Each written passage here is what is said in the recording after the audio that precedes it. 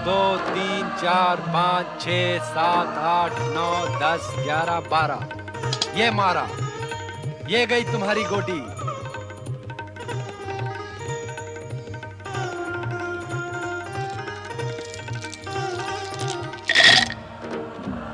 सोच के रही हो देवी, तुम भी कौड़ी फेंको।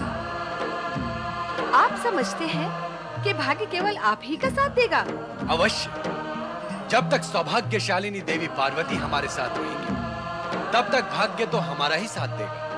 आज मैं आपके साथ नहीं, मेरा भाग्य मेरे साथ और आपका भाग्य। हम समझ गए देवी, आज खेल खेल में ही तुम हमारी विरोधी बन बैठी हो। किंतु हमने भी निश्चय कर लिया है कि आज तो तुमको हरा कर ही रहेंगे। कौड़ी फेंको। 12, 12, 12, 12, 12, 12, 12। 1, 2, 3, 4, 5, 6, 7, 8, 9, 10, 11, 12। आपकी पहली गोटी गई। देखा स्वामी, अब मैं जीत गई। अब मैं जीतती ही चली जाऊंगी। 12, 12, 12, 12, 12, 12, 12। 12। 1, 2, 3, 4, 5, 6, 7, 8, 9, 10, 11, 12। दूसरी भी गई। अरे स्वामी, हार का संकेत पाते ही आप रूठ गए। ये तो कोई खेल ना हुआ। तुम ही कौड़ी फेंककर जीतती जा रही हो। एक बार कौड़ी फेंककर मुझे देना चाहिए।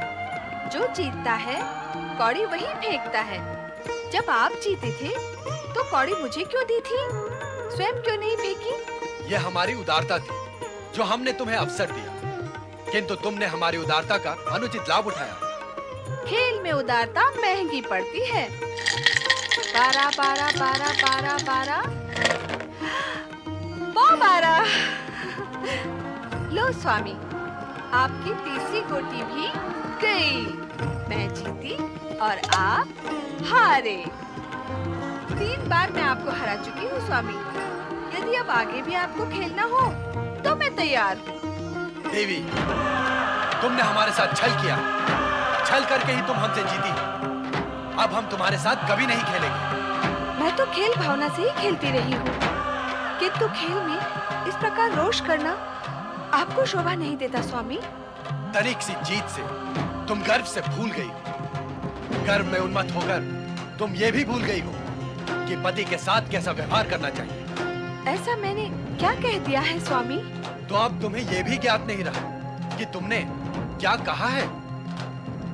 भूल करने वाले को इस सत्य का ज्ञान यदि हो कि वो जो कर रहा है वो भूल है, तो वह कदापि ऐसा करे ही नहीं। किंतु अज्ञान और अहंकार के भाव प्रबल होने पर किसी भी प्राणी को यह भान नहीं होता कि वो भूल कर रहा है। कहिए तो स्वामी, इस समय मुझसे क्या भूल हुई है?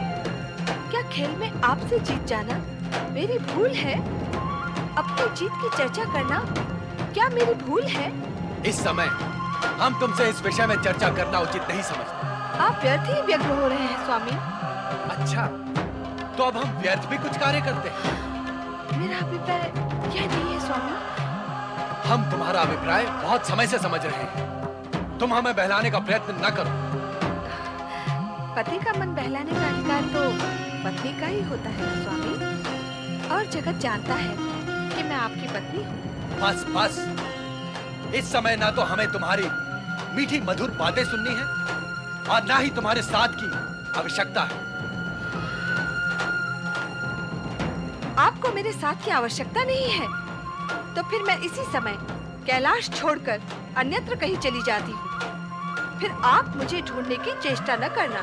तुम सहज जा सकती हो। हम पहले भी तुम्हारे बिना अकेले रह चुके हैं। तुम भली भांति जानती हो कि चुनौतीपूर्ण शब्द सुनना हमारे स्वभाव में नहीं।